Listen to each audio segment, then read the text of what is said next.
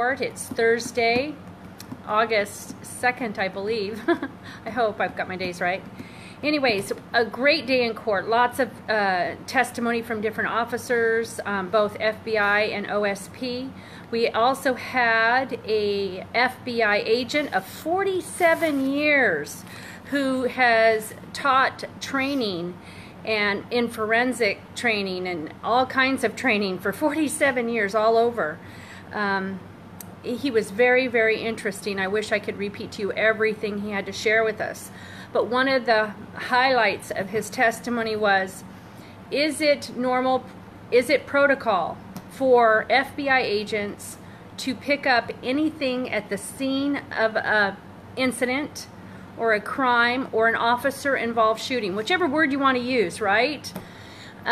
No was the answer. No, it is not okay for them to be disrupting evidence at a crime scene or at the scene of this officer-involved shooting. So he asked, is it okay for them to be picking up pens and flash bangs and these other spoons were the other articles that they claimed to have picked up because they were worried that those types of articles laying around could be a hazard. And he said, no, it is not okay for them to be even picking up those things in an officer-involved shooting. Whether it's an OSP officer or an FBI officer, it didn't matter. There is a scene that needs to be secured above all else to keep the integrity of the case. And so I just found that really, really interesting. I was grateful for his candor. He was also asked, what if an FBI agent's team leader told them to pick it up? Would it be okay for that officer to then break protocol to pick up those items off the ground? And he said, no, it's not okay.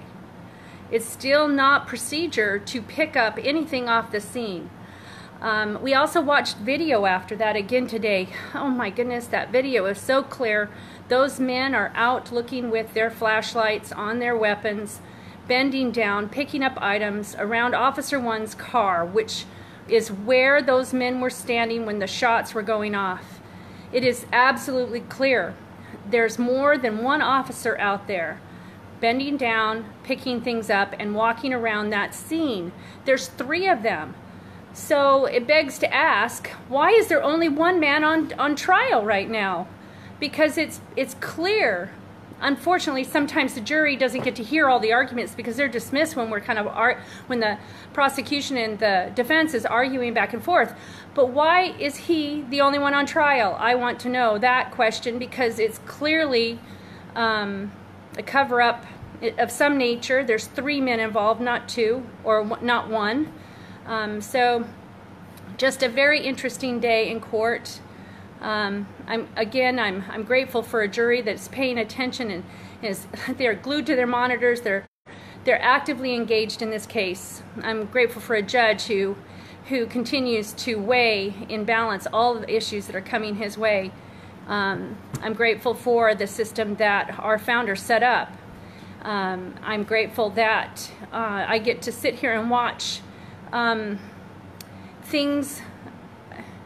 these issues be debated and the evidence to come forward, because we need to continue to hold our elected and appointed and hired officials accountable for the actions that they make in their offices, in the jobs that we hire them to do.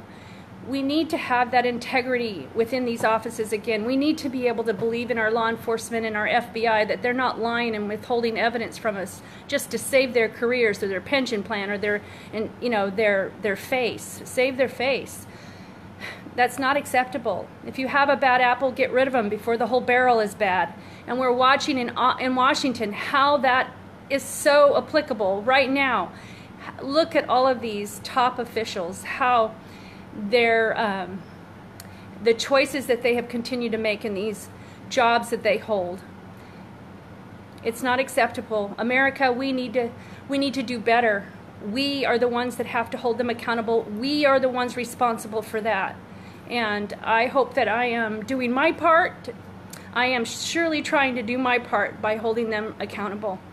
God bless. Tomorrow's another day. We'll be back in the courtroom. Love you all.